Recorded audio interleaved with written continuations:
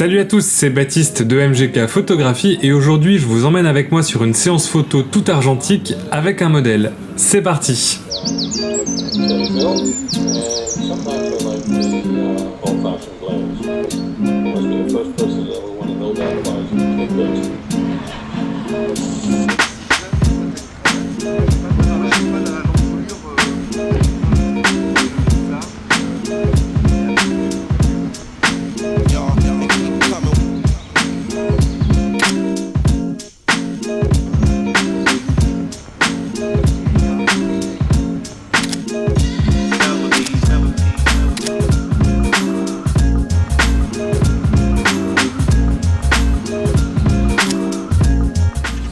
Genre ce tourniquet là avec un effet de vitesse. Ouais.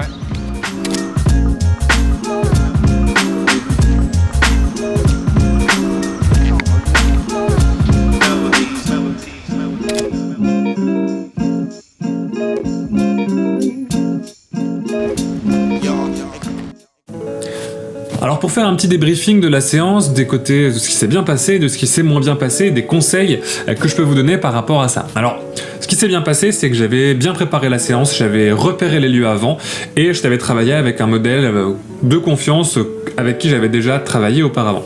Quand vous êtes comme ça sur un projet qui vous tient à cœur ou quelque chose qui est vraiment un projet personnel, je pense qu'il est important non seulement de repérer bien les lieux dans lesquels vous voulez faire des photos, déjà parce que pour le confort de votre modèle ou de votre équipe, des gens qui vont vous accompagner, c'est mieux, ça vous évite d'être dans l'analyse perpétuelle, dans la recherche des photos, vous avez déjà vos idées de cadrage, vous avez déjà vos idées d'esthétique, vous avez déjà vos idées d'ambiance, et vous pouvez les proposer à votre modèle et mettre en scène vos images rapidement et efficacement. C'est meilleur pour vous, c'est meilleur pour votre modèle, c'est meilleur pour votre équipe. Pour ce qui s'est un petit peu moins bien passé, les petits couacs de la séance, j'avais prévu d'exposer 2 pellicules sur cette séance, ça fait 72 images pour en tirer à peu près une 15-20 de sélections potables qui soient vraiment très bien que je puisse présenter. J'avais pris 2 pellicules différentes, chose que je ne referai pas parce que finalement la différence esthétique entre ces 2 pellicules était trop forte, ce qui fait que je ne peux pas utiliser c'est les 2 rouleaux dans la même série parce que clairement la différence esthétique et la différence de rendu est trop différente et ça choque vraiment.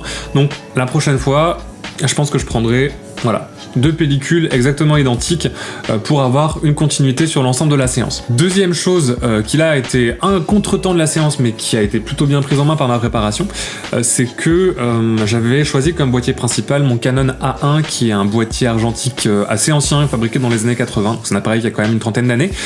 À un moment j'ai voulu faire une pause longue, la pause où vous voyez Max sur le tourniquet, donc c'était une pause longue à 2 secondes, et après ça, le miroir de mon appareil a commencé à se bloquer, il y a un problème technique sur l'appareil, ce qui fait que la fin de ma pellicule, les 6 dernières images ont été exposées, ont été mal exposées, ont été vraiment cramées, et vraiment ça rend rien, c'est totalement inexploitable.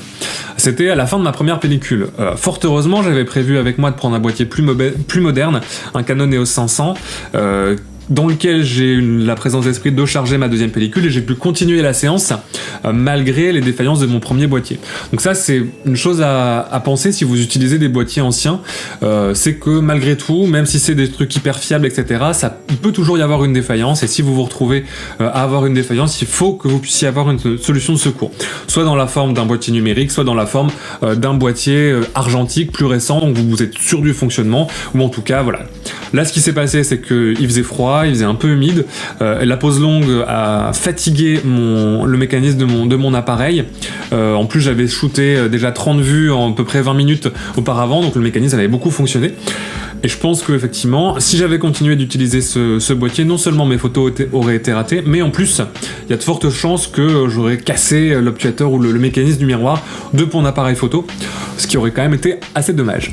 On va se laisser ici pour cette vidéo un petit peu backstage sur la séance photo argentique avec un modèle, et puis ce backstage aussi de voir un petit peu comment je travaille avec mes modèles sur cette séance.